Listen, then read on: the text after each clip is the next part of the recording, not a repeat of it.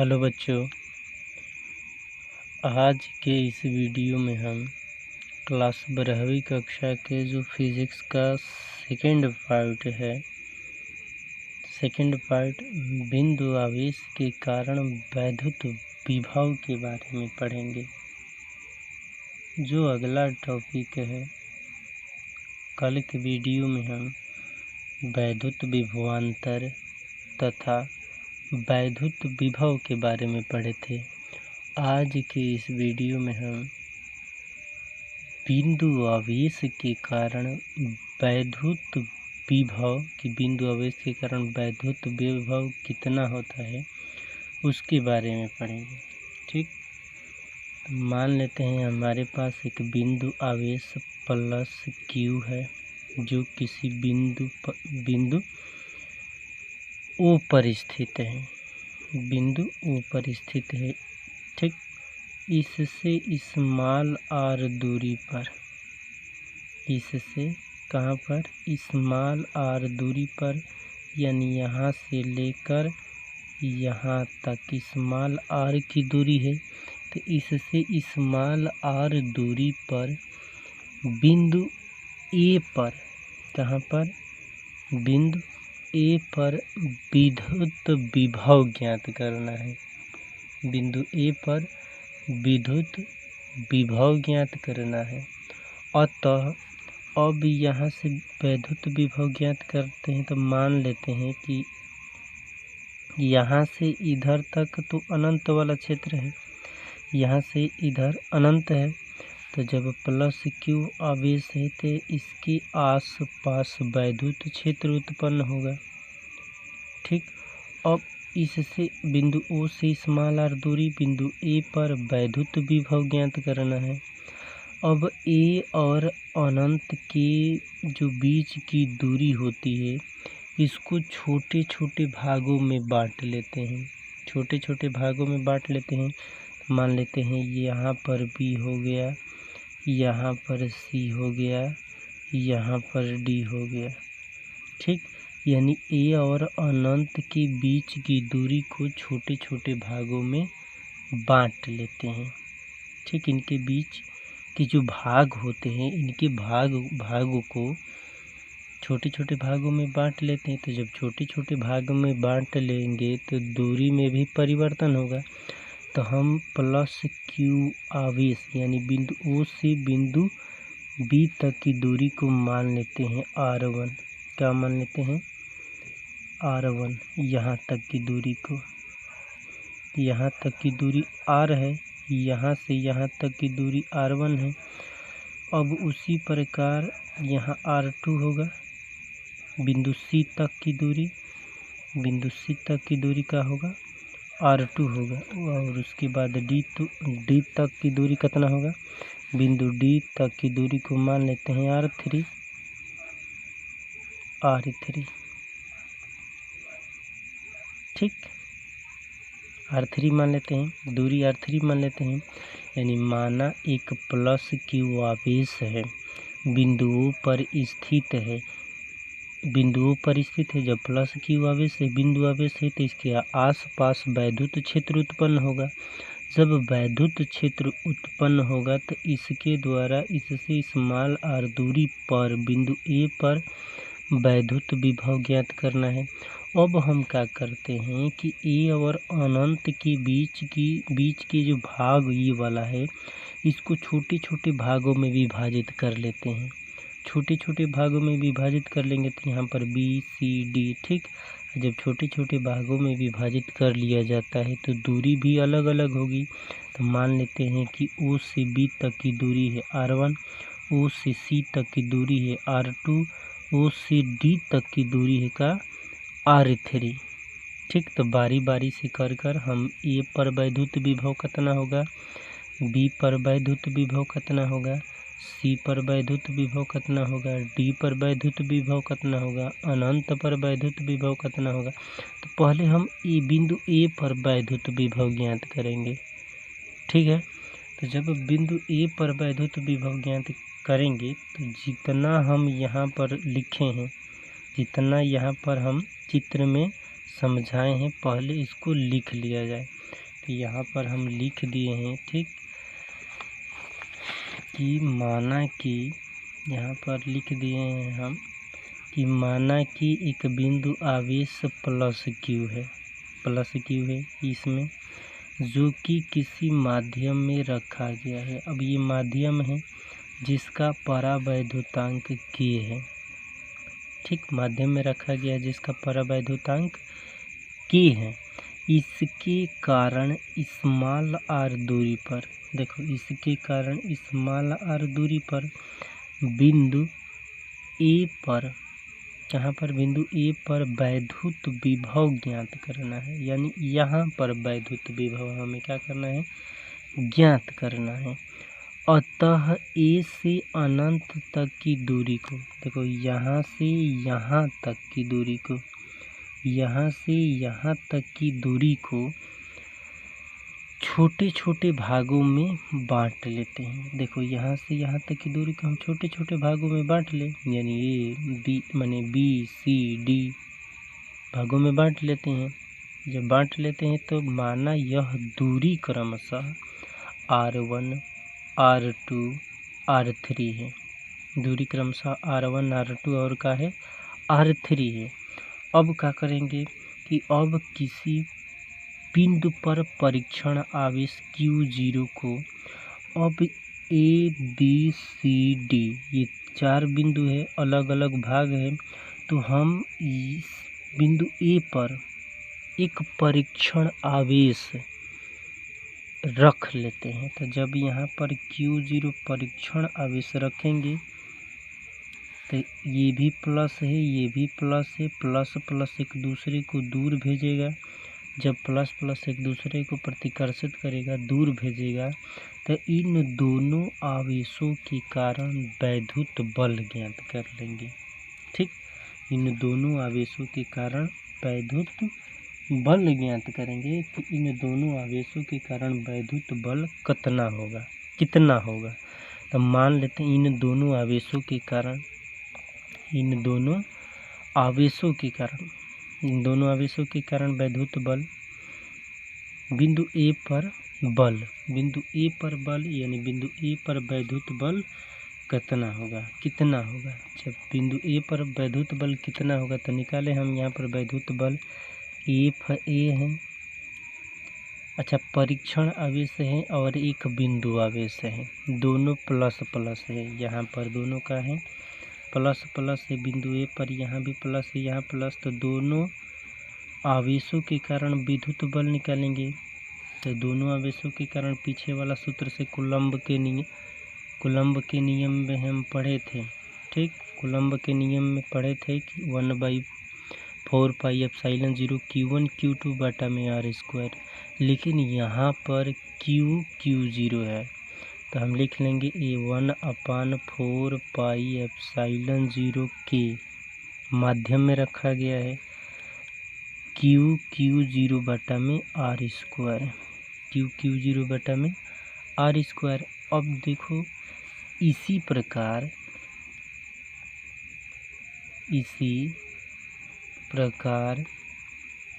बिंदु B पर विद्युत बल, इसी प्रकार बिंदु B पर विद्युत बल निकालेंगे तो FB हो जाएगा, ठीक। जब FB हो जाएगा तो यहाँ भी होगा 1/4 पाई एप्सिलॉन 0 के Q0 बटा में।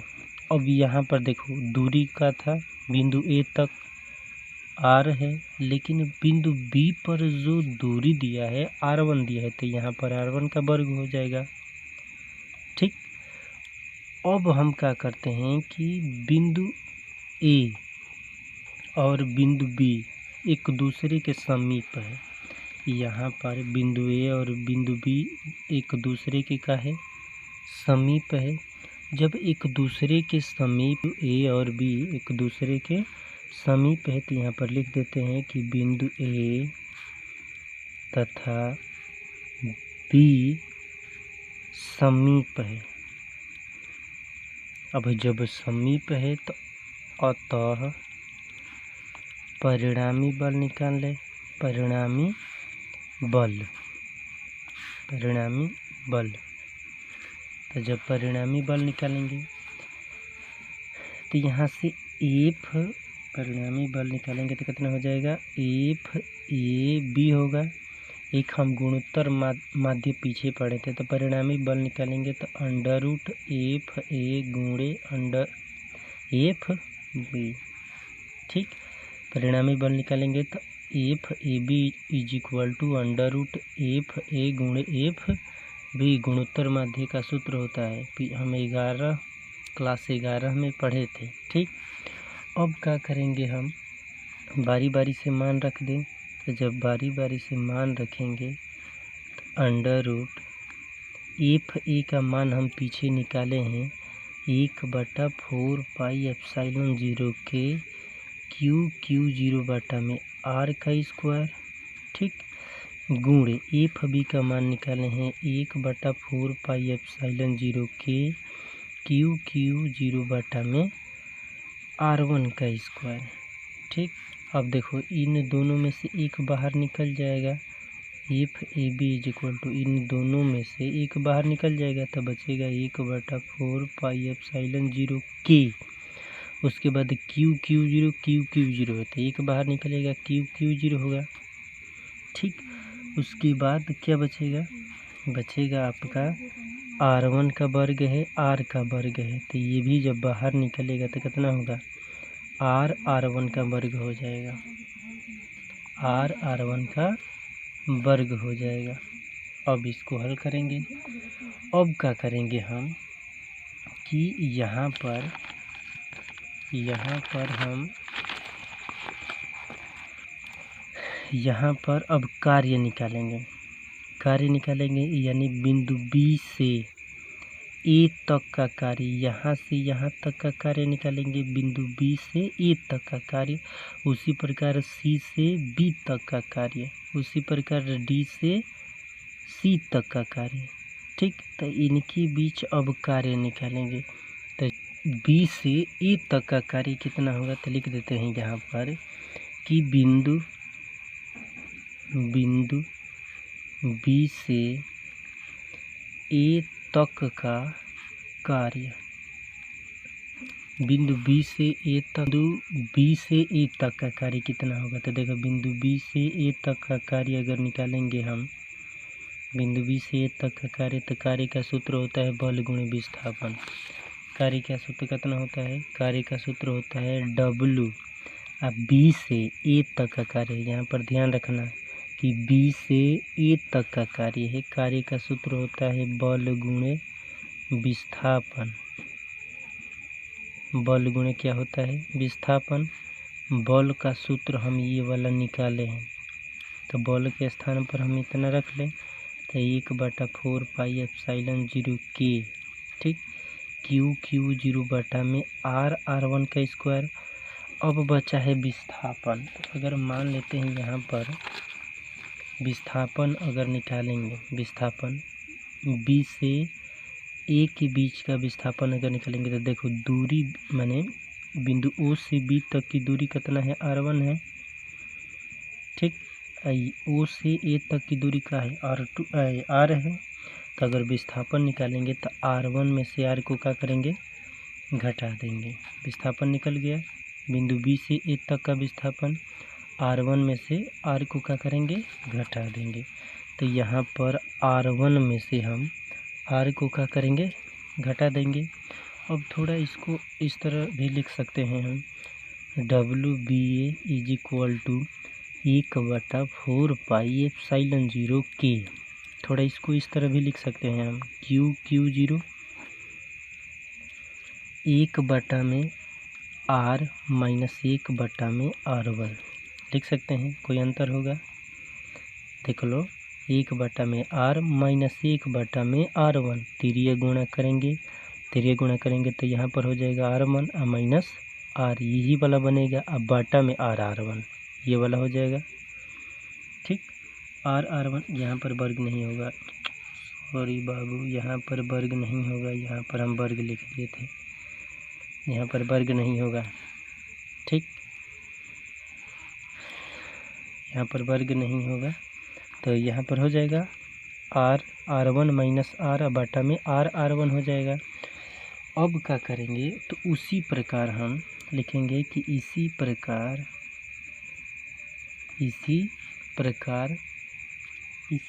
यहाँ पर निकालेंगे। इसी प्रकार C से B तक का कार्य, ठीक, उसी प्रकार D से C तक का कार्य निकालेंगे। तो विस्थापन अलग अलग होगा। जब C से B तक का कार्य निकालेंगे तो R2 माइनस R1 होगा विस्थापन। जब D से C तक का कार्य निकालेंगे तो कितना होगा, R3 माइनस R2 होगा विस्थापन, ठीक। तो लिखेंगे इसी प्रकार C से B तक का कार्य निकालेंगे तो WCB हो जाएगा 1/4 पाई एप्सिलॉन 0 K QQ0 1 में R1 माइनस 1 में R2 हो जाएगा, ठीक। उसी प्रकार WDC हो जाएगा। D से C तक का कार्य निकाल रहे हैं तो 1/4 पाई एप्सिलॉन 0 K QQ0 बटा में 1 में क्या हो जाएगा, R2 माइनस 1 में R3, ठीक है। C से D तक का कार्य, B से C तक का कार्य, ठीक, B से C तक का कार्य अगर निकालेंगे। अब यहाँ भी कार्य है, यहाँ भी कार्य है, यहाँ भी कार्य है, यहाँ भी कार्य है, सब कार्य है। तब हम कुल कार्य निकालेंगे। कुल कार्य तो सभी को जोड़ेंगे। कुल अगर कार्य निकालेंगे तो सभी को क्या करेंगे, जोड़ेंगे। कुल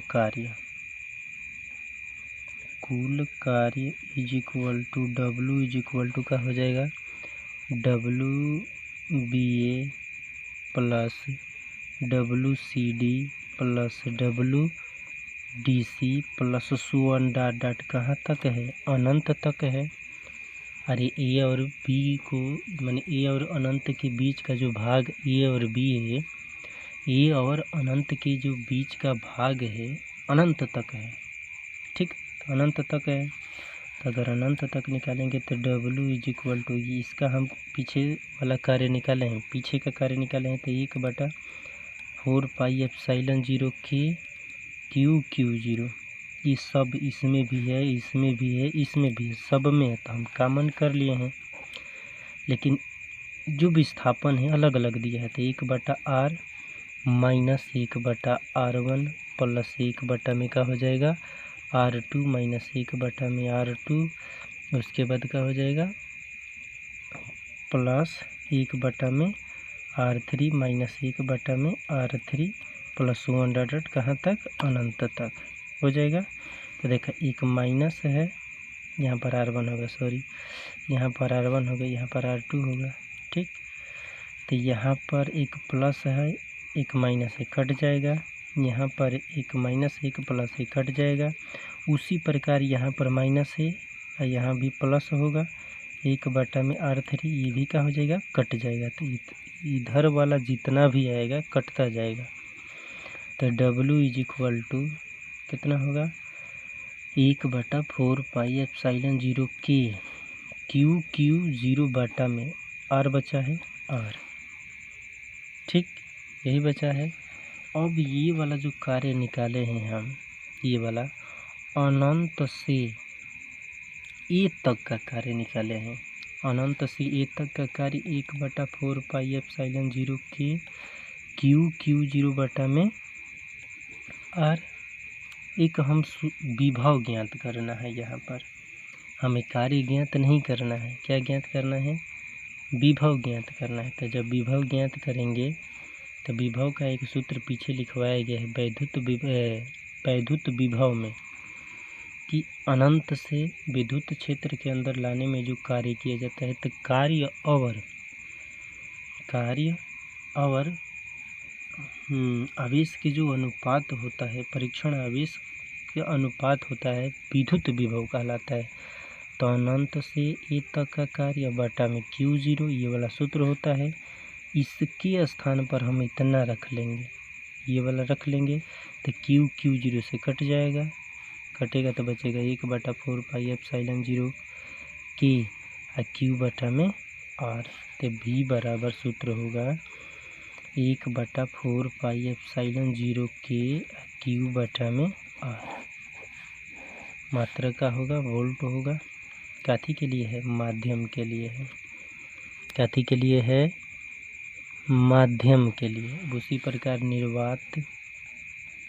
निर्वात या वाई के लिए, निर्वात या वाई के लिए निकालेंगे तो भी बराबर 1/4πε0 कितना होता है निर्वात या वाई के लिए? के का मान 1 की 1 रखेंगे कोई अंतर नहीं होगा, क्यू अपान आर। मात्रा का होगा वोल्ट। भी बराबर इसका मान कितना होता है 9 × 10⁻⁹ क्यू अपान आर। मात्रा का होगा इसका वोल्ट। यही सूत्र लाना है, यही सूत्र है बिंदु आवेश के कारण वैद्युत विभव का सूत्र था। ठीक, तो आज के वीडियो में बस इतना ही। धन्यवाद। हेलो बच्चों, आज के इस वीडियो में हम क्लास 12वीं कक्षा के जो फिजिक्स का सेकंड पार्ट बिंदु आवेश के कारण वैद्युत विभव के बारे में पढ़ेंगे। जो अगला टॉपिक है, कल के वीडियो में हम वैद्युत विभवांतर तथा वैद्युत विभव के बारे में पढ़े थे। आज के इस वीडियो में हम बिंदु आवेश के कारण वैद्युत विभव की बिंदु आवेश के कारण वैद्युत विभव कितना होता है उसके बारे में पढ़ेंगे। ठीक, मान लेते हैं हमारे पास एक बिंदु आवेश प्लस क्यू है जो किसी बिंदु ओ पर स्थित है। बिंदु ओ पर स्थित है। ठीक, इससे स्मॉल आर दूरी पर, इससे कहाँ पर? स्मॉल आर दूरी पर, यानी यहाँ से लेकर यहाँ तक स्मॉल आर की दूरी है। तो इससे स्मॉल आर दूरी पर बिंदु ए पर, कहाँ पर? बिंदु ए पर विद्युत विभव ज्ञात करना है। बिंदु ए पर विद्युत विभव ज्ञात करना है। अतः अब यहाँ से वैद्युत विभव ज्ञात करते हैं तो मान लेते हैं कि यहाँ से इधर तक तो अनंत वाला क्षेत्र है, यहाँ से इधर अनंत है। तो जब प्लस क्यू आवेश है तो इसके आसपास वैद्युत क्षेत्र उत्पन्न होगा। ठीक, अब इससे बिंदु ओ से स्मॉल आर दूरी बिंदु ए पर वैद्युत विभव ज्ञात करना है। अब ए और अनंत के जो बीच की दूरी होती है इसको छोटे छोटे भागों में बांट लेते हैं। छोटे छोटे भागों में बांट लेते हैं। मान लेते हैं यहाँ पर बी हो गया, यहाँ पर सी हो गया, यहाँ पर डी हो गया। ठीक, यानी ए और अनंत के बीच की दूरी को छोटे छोटे भागों में बांट लेते हैं। ठीक, इनके बीच के जो भाग होते हैं इनके भागों को छोटे छोटे भागों में बांट लेते हैं। तो जब छोटे छोटे भागों में बांट लेंगे तो दूरी में भी परिवर्तन होगा। तो हम प्लस क्यू आवेश यानी बिंदु ओ से बिंदु बी तक की दूरी को मान लेते हैं R1। क्या मान लेते हैं? R1। यहाँ तक की दूरी को, यहाँ तक की दूरी R है, यहाँ से यहाँ तक की दूरी R1 है। अब उसी प्रकार यहाँ R2 होगा। बिंदु C तक की दूरी, बिंदु C तक की दूरी का होगा R2 होगा। और उसके बाद D तक की दूरी कितना होगा? बिंदु D तक की दूरी को मान लेते हैं R3। ठीक, R3 मान लेते हैं, दूरी R3 मान लेते हैं। यानी माना एक प्लस क्यू आवेश है, बिंदुओं पर स्थित है, बिंदुओं पर स्थित है। जब प्लस क्यू आवेश है, बिंदु आवेश है, तो इसके आसपास वैद्युत क्षेत्र उत्पन्न होगा। जब वैद्युत क्षेत्र उत्पन्न होगा तो इसके द्वारा इससे स्मॉल आर दूरी पर बिंदु ए पर वैद्युत विभव ज्ञात करना है। अब हम क्या करते हैं कि ए और अनंत के बीच के जो भाग ये वाला है, इसको छोटे छोटे भागों में विभाजित कर लेते हैं। छोटे छोटे भागों में विभाजित कर लेंगे तो यहाँ पर बी सी डी, ठीक। जब छोटे छोटे भागों में विभाजित कर लिया जाता है तो दूरी भी अलग अलग होगी। तो मान लेते हैं कि ओ से बी तक की दूरी है R1, ओ से सी तक की दूरी है R2, ओ से डी तक की दूरी है का R3, ठीक। तो बारी बारी से कर कर हम ए पर वैद्युत विभव कितना होगा, बी पर वैद्युत विभव कितना होगा, सी पर वैद्युत विभव कितना होगा, डी पर वैद्युत विभव कितना होगा, अनंत पर वैद्युत विभव कितना होगा। तो पहले हम बिंदु ए पर वैद्युत विभव ज्ञात करेंगे, ठीक है। तो जब बिंदु ए पर वैद्युत विभव ज्ञात करेंगे तो जितना हम यहाँ पर लिखे हैं, जितना यहाँ पर हम चित्र में समझाए हैं, पहले इसको लिख लिया जाए। तो यहाँ पर हम लिख दिए हैं, ठीक,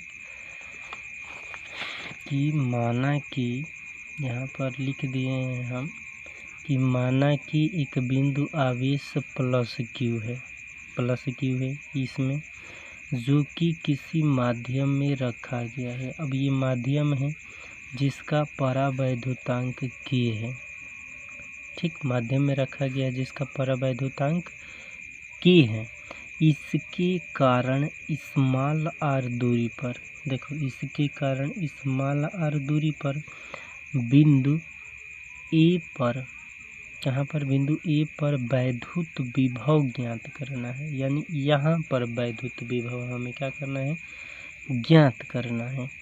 अतः ए से अनंत तक की दूरी को, देखो यहाँ से यहाँ तक की दूरी को, यहाँ से यहाँ तक की दूरी को छोटे छोटे भागों में बांट लेते हैं। देखो यहाँ से यहाँ तक की दूरी को हम छोटे छोटे भागों में बांट ले, यानी ए बी माने बी सी डी भागों में बांट लेते हैं।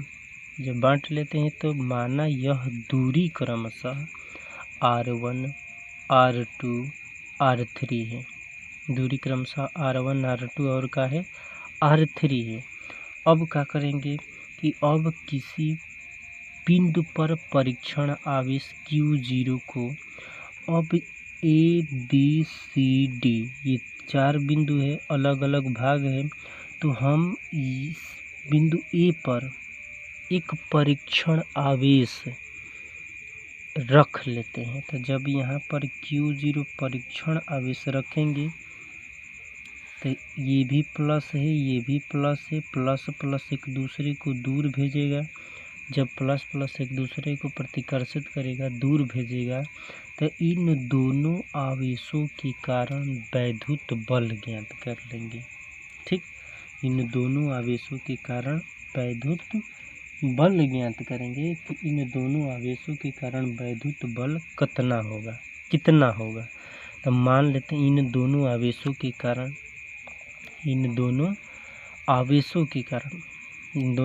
के कारण वैद्युत बल, बिंदु ए पर बल यानी बिंदु ए पर वैद्युत बल कितना होगा।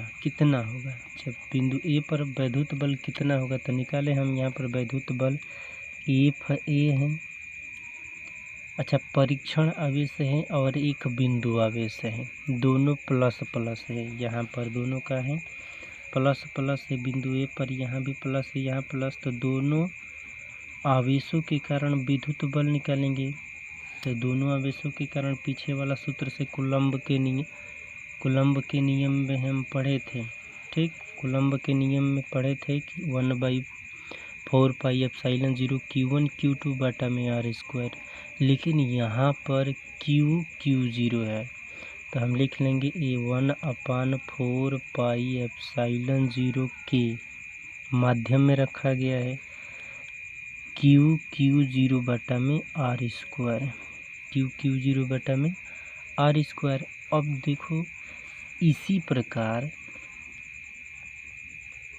इसी प्रकार बिंदु B पर विद्युत बल, इसी प्रकार बिंदु B पर विद्युत बल निकालेंगे तो FB हो जाएगा। ठीक, जब FB हो जाएगा तो यहाँ भी होगा 1/4πε0 के Q0 बटा में। अब यहाँ पर देखो दूरी का था बिंदु A तक R है, लेकिन बिंदु B पर जो दूरी दिया है R1 दिया है, तो यहाँ पर R1 का वर्ग हो जाएगा। ठीक, अब हम क्या करते हैं कि बिंदु A और बिंदु B एक दूसरे के समीप है। यहाँ पर बिंदु A और बिंदु B एक दूसरे के का है, समीप है। जब एक दूसरे के समीप A और B एक दूसरे के समीप है तो यहाँ पर लिख देते हैं कि बिंदु A तथा B समीप है। अब जब समीप है तो अतः परिणामी बल निकाल ले। परिणामी बल तो जब परिणामी बल निकालेंगे तो यहाँ से परिणामी बल निकालेंगे तो कितना हो जाएगा, FAB होगा। एक हम गुणोत्तर माध्य पीछे पढ़े थे, तो परिणामी बल निकालेंगे तो √FA गुणे FB। ठीक, परिणामी बल निकालेंगे तो FAB = √FA गुणे FB। गुणोत्तर माध्य का सूत्र होता है, हम क्लास 11 में पढ़े थे। ठीक, अब क्या करेंगे, हम बारी बारी से मान रख दें। तो जब बारी बारी से मान रखेंगे तो √FA का मान हम पीछे निकाले हैं 1/4πε0 के Q0 बटा में R का स्क्वायर। ठीक, गुणे FB का मान निकाले हैं 1/4πε0 के Q0 बटा में R1 का स्क्वायर। ठीक, अब देखो इन दोनों में से एक बाहर निकल जाएगा, FAB = इन दोनों में से एक बाहर निकल जाएगा, तब बचेगा 1/4πε0 के। उसके बाद Q0 है तो एक बाहर निकलेगा, Q0 होगा। ठीक, उसके बाद क्या बचेगा, बचेगा आपका R1 का वर्ग है, R का वर्ग है, तो ये भी जब बाहर निकलेगा तो कितना होगा, R1 का वर्ग हो जाएगा, R1 का वर्ग हो जाएगा। अब इसको हल करेंगे। अब क्या करेंगे हम कि यहाँ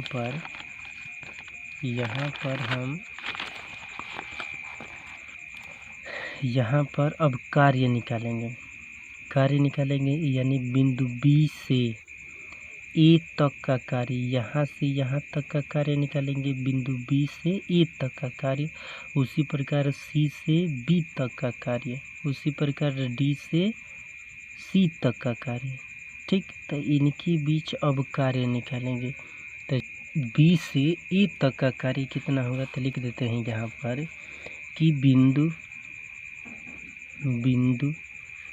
B से A तक का कार्य, बिंदु B से A तक का कार्य कितना होगा। तो देखो बिंदु B से A तक का कार्य अगर निकालेंगे हम, बिंदु B से A तक का कार्य, तो कार्य का सूत्र होता है बल गुणे विस्थापन। कार्य का सूत्र कितना होता है, कार्य का सूत्र होता है W। अब B से A तक का कार्य, यहाँ पर ध्यान रखना कि B से A तक का कार्य है, कार्य का सूत्र होता है बल गुणे विस्थापन। बल गुणे क्या होता है, विस्थापन। बल का सूत्र हम ये वाला निकाले हैं, तो बल के स्थान पर हम इतना रख लें, तो 1/4πε0 के। ठीक, Q0 बटा में R1 का स्क्वायर। अब बचा है विस्थापन। तो अगर मान लेते हैं यहाँ पर विस्थापन अगर निकालेंगे, विस्थापन B से A के बीच का विस्थापन अगर निकालेंगे, तो देखो दूरी माने बिंदु O से B तक की दूरी कितना है, R1 है। ओ से ए तक की दूरी का है आर है। तो अगर विस्थापन निकालेंगे तो R1 में से R को क्या करेंगे, घटा देंगे। विस्थापन निकल गया। बिंदु बी से ए तक का विस्थापन R1 में से R को क्या करेंगे, घटा देंगे। तो यहाँ पर R1 में से हम R को क्या करेंगे, घटा देंगे। अब थोड़ा इसको इस तरह भी लिख सकते हैं हम, WBA is equal to 1/4πε0K। थोड़ा इसको इस तरह भी लिख सकते हैं हम, Q0 1/R माइनस 1/R1 लिख सकते हैं। कोई अंतर होगा, देख लो। 1/R माइनस 1/R1 तिर्य गुणा करेंगे।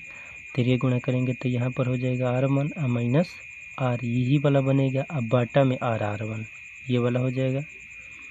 ठीक, R1 यहाँ पर वर्ग नहीं होगा, सॉरी बाबू, यहाँ पर वर्ग नहीं होगा। यहाँ पर हम वर्ग लिख दिए थे, यहाँ पर वर्ग नहीं होगा। ठीक, यहाँ पर वर्ग नहीं होगा। तो यहाँ पर हो जाएगा R1 माइनस R बाटा में R1 हो जाएगा। अब क्या करेंगे, तो उसी प्रकार हम लिखेंगे कि इसी प्रकार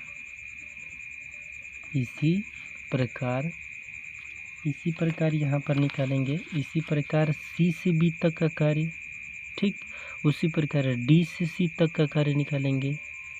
तो विस्थापन, तो अब विस्थापन अलग अलग होगा।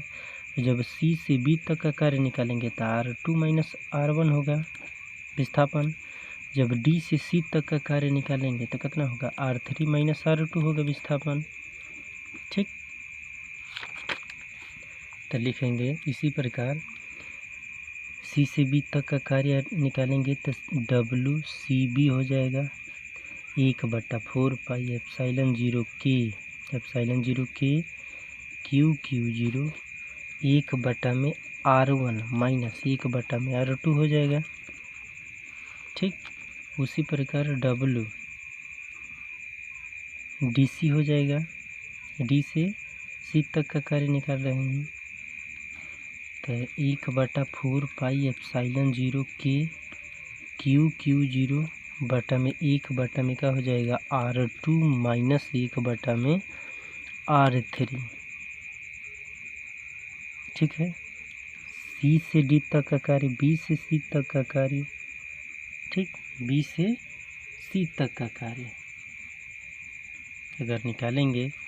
अब यहाँ भी कार्य है, यहाँ भी कार्य है, यहाँ भी कार्य है, यहाँ भी कार्य है, सब कार्य है। तब हम कुल कार्य निकालेंगे। कुल कार्य तो सभी को जोड़ेंगे।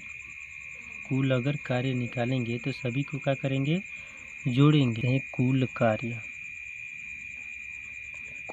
कार्य is equal to W is equal to का हो जाएगा WBA plus WCD plus WDC plus सुवन डॉट कहाँ तक है, अनंत तक है।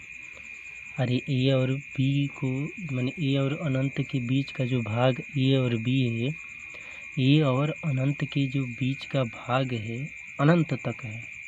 ठीक, तो अनंत तक है। तो अगर अनंत तक निकालेंगे तो W इज इक्वल टू, इसका हम पीछे वाला कार्य निकाले हैं, पीछे का कार्य निकाले हैं तो 1/4πε0K Q0। ये सब इसमें भी है, इसमें भी है, इसमें भी है, सब में है, तो हम कॉमन कर लिए हैं। लेकिन जो विस्थापन है अलग अलग दिया है। तो 1/R माइनस 1/R1 प्लस 1 में क्या हो जाएगा, R2 माइनस 1 में R2। उसके बाद क्या हो जाएगा, प्लस 1 में R3 माइनस 1 में R3 प्लस 1 डॉट कहाँ तक, अनंत तक हो जाएगा। तो देखा, एक माइनस है, यहाँ पर R1 होगा, सॉरी, यहाँ पर R1 होगा, यहाँ पर R2 होगा। ठीक, तो यहाँ पर एक प्लस है, एक माइनस है, कट जाएगा। यहाँ पर एक माइनस, एक प्लस है, कट जाएगा। उसी प्रकार यहाँ पर माइनस है और यहाँ भी प्लस होगा। 1 में R3 ये भी क्या हो जाएगा, कट जाएगा। तो इधर वाला जितना भी आएगा कटता जाएगा। तो W इज इक्वल टू कितना होगा 1/4πε0 के क्यू 0 बटा में आर बचा है आर। ठीक, यही बचा है। अब ये वाला जो कार्य निकाले हैं हम, ये वाला अनंत से ए तक का कार्य निकाले हैं। अनंत से ए तक का कार्य 1/4πε0 के क्यू 0 बटा में आर।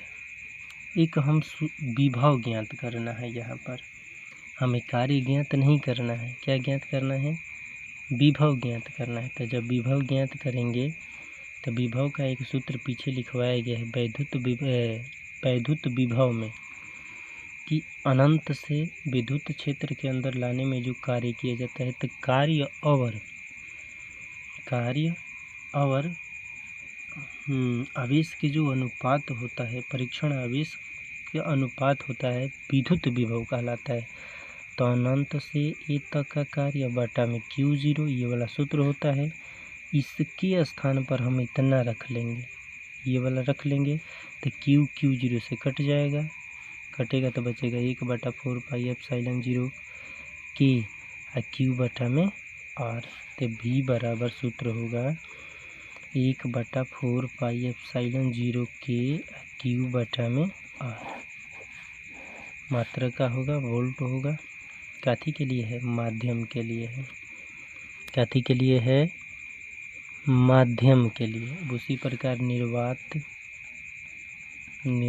या वाई के लिए, निर्वात या वाई के लिए निकालेंगे तो V बराबर 1/4πε0 कितना होता है निर्वात या वाई के लिए, के का मान 1 की 1 रखेंगे, कोई अंतर नहीं होगा, Q/R।